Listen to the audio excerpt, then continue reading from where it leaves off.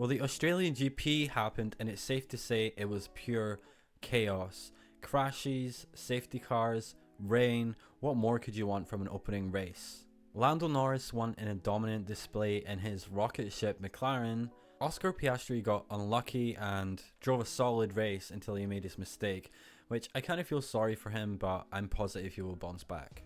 Max did Max things, and George Russell rounded off the podium and continued to pick up where he left off. He always seems to be in the right place at the right time, and that continued with him here today, picking up 3rd place. Ferrari also welcomed Lewis Hamilton to the team with the full Ferrari experience, baffling strategy calls, staying on dry tyres in wet conditions, the engineers telling Leclerc and Hamilton do different things but still managing to complete the same strategy. Honestly, it was baffling. It's honestly baffling to me how Ferrari didn't at least split their strategies between the two drivers, or just look outside the pit box and see what was happening and that the rain was coming down, or look at their radar and seeing what everybody else was doing.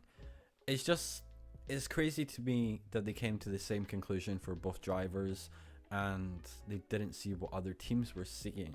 Had they pitted when Verstappen pitted, they kind of had a 3rd and 4th guaranteed, but Ferrari decided to roll the dice and it backfired terribly. Overall, a horrible weekend for Ferrari. They lacked pace in all conditions and they were generally nowhere throughout the whole weekend, which is very concerning. A lot was said about Ferrari after qualifying that they set up for a wet race, and if they set up for a wet race, that's even more concerning because they were completely nowhere in the wet and the dry. So if they set up for the wet race, then that is very, very concerning. They made no impact whatsoever. I don't want to judge too quickly either, as it's one race and teams are still figuring out their cars and their right setups, but to be that far off the McLarens, they just look so dominant. It's going to take a miracle for Ferrari to get right back up there with McLaren.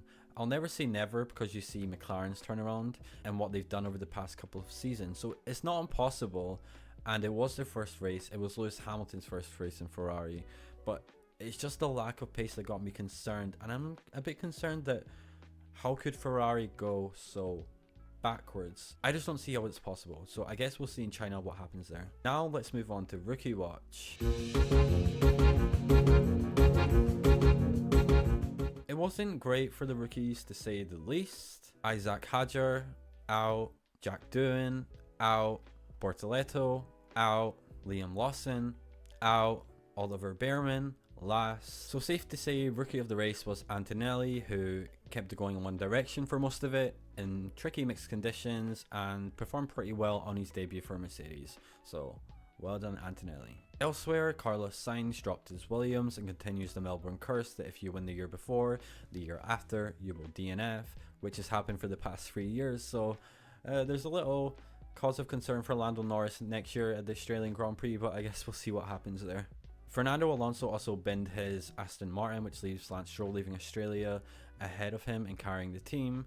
That is kind of unlike Fernando, who's usually right up there with anyone in the mixed conditions and in wet conditions, but he didn't have it today. And honestly, as much as I sometimes dislike Lance Stroll, he had a pretty solid drive out there. I don't think he put his foot wrong anywhere, so round of applause for Lance Stroll. You did something good. Congrats. Now let's see if you can do it over a full season. Sauber outscored Ferrari. Albon equaled his 2024 points tally in one race. And Mercedes and McLaren are joint top in the Constructors' Championship. So it's safe to say it was a crazy Grand Prix, and I still have a lot of questions going forward. So overall, it was kind of a crazy weekend. It was a crazy Grand Prix, a lot of things to figure out. I wouldn't say that Australia was representative at all for a lot of the teams, because teams are still figuring out their setups. Like I said earlier, there was mixed conditions all weekend, so people would have set their car up in qualifying with the wet race in mind, which would have affected their qualifying performance, and then in the mixed conditions it would affect their car in the race as well. Obviously setup changes, new drivers going into new teams, all of the rookies. It's just a lot going on, and also some cars are going to be track specific. So just because someone is very fast in Australia, it doesn't mean it's going to be the same in the next race.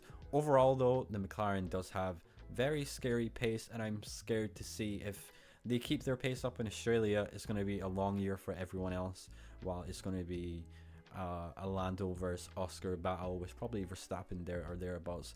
But I hope for this season that other teams can get it together and that we can see a multi-team title fight, because honestly, I want to see McLaren, I want to see Ferrari, I want to see Red Bull, I want to see Mercedes go at it week in, week out, because that's what the sports needs. But overall, it was a very chaotic weekend, and I'm excited again because it is now race week in China, so I guess we'll get more questions answered this weekend. Let me know down below your thoughts on this GP and what you think is going to happen in China. Thank you so much for watching. If you haven't subscribed, make sure to subscribe. It helps me out a lot. Again, I'm so grateful for all the love and support on this channel. I really appreciate it, and I'll see you soon for the next video.